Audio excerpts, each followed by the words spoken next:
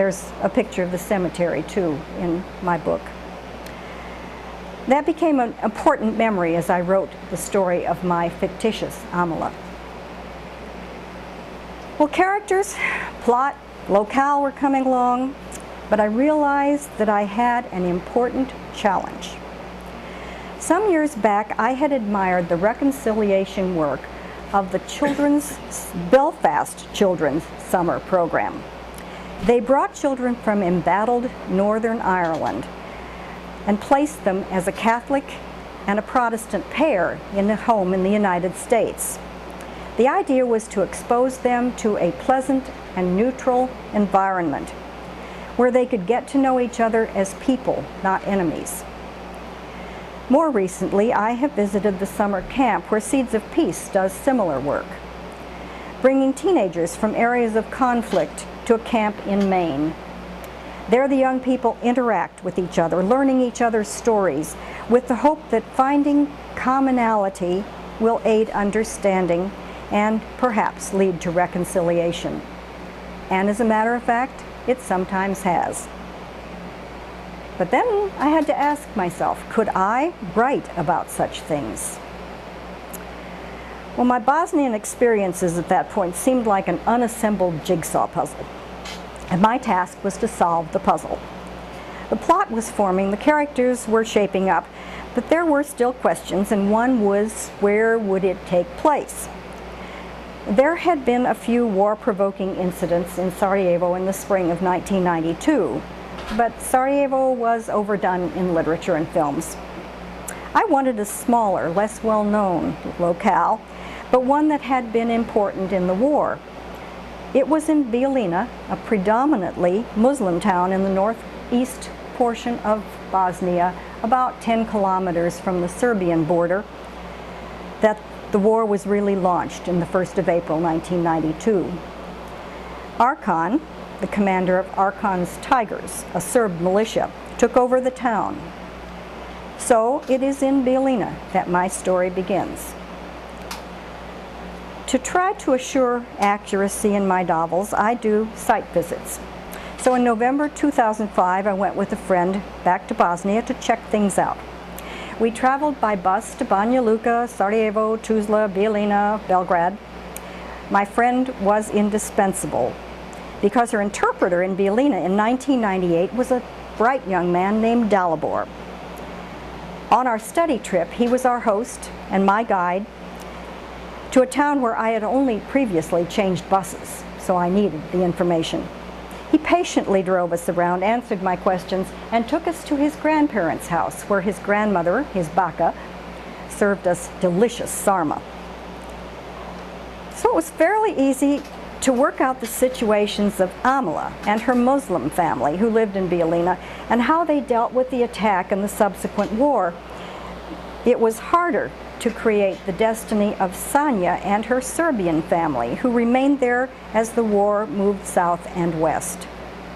My research turned up military activity by Muslim forces south along the Drina River Valley, and some subsequent atrocities suffered by Serbs who lived there. There were also the stories of the Serbs like Vida, who had been forced out of Sanski Most and Krajina. Like Seeds of Peace, I think there are two or more sides to a story. In Bosnia Mosaic, I present a world collapsing. What are the personal responses of individuals at a time like that? How do they cope? When later they pick up the pieces, how do they relate to one another? My story was about families on both sides of the conflict, well, two sides of the conflict, and it was essential that their experiences be balanced. They had to try to get past the fear, anger, and suspicion created by the war. And they had to try to develop understanding and compassion for one another. But could they? It was their challenge, and mine. Of all the interpreters I had, the one who cared the most about family, peace, and people was Mersiha. The moment we met and she corrected my pronunciation of her name, I recognized her feisty spirit and knew that we would be friends. She was special to me then, and she will always be special to me. That was on my 4th time in Bosnia in the fall of 1998, when Hussein was my driver. Merciha at 17 was beautiful, though a little bit pudgy, and full of fun. She was devoted to her family and friends, especially to her mother, and she was devoted to me. When we got in a tricky situation at night and Hussein and I were going to be driving out, I suggested she not go with us. She raised her head proudly and said, "Of course I will come. It's my job to take care of you." Well, when I returned home, we kept up an active correspondence. And in 2000, Merciha was in college in Sarajevo, and my brief visit there gave us an opportunity to continue our friendship in person. She was slimmer, more sophisticated.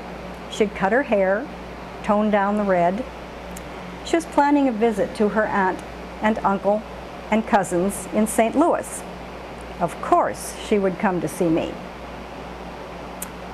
Then the phone call came from her aunt, and it was a shock. Merciha had been killed in an auto accident. Twice since then, on personal visits, I have knelt with her mother at her grave. My book is dedicated to her. An old Boz hand who has read Bosnia Mosaic said the story transported him to Bosnia again. He felt like he had heard these stories from people as he had worked there, and he also felt like he was actually walking through the town of Bijeljina as I described it. That was gratifying to hear because I really wanted to write with authenticity. I also felt pleased when a member of my writers group here in Maryland said of Bosmos, as we casually refer to it, that it is timely and timeless. She said that it isn't just about Bosnia, but it's about political, racial, cultural, ethnic, cultural, or political differences, all those differences, wherever they may occur. I do want to acknowledge the tremendous gifts of time and talent from my team, my family, Dwayne, Denise, and Doug, and Lisa, and my friend Peggy, writer, artist, and owner of a Sir Speedy print shop in Rockville. Peggy contributed much, including the cover of the book. I also want to say how much I owe to the people now fondly known as the Boz Bunch, who first became my friends in Bosnia. Although we seem to have settled out at 20 or so for reunion attendees, because so many of our folks are in places like Iraq and Afghanistan and Macedonia. In the past, as many as 70 people have come from DC and a dozen states. We had our 11th reunion this year. To you I say, Havala. Thank you for your interest and your attention. Thank you.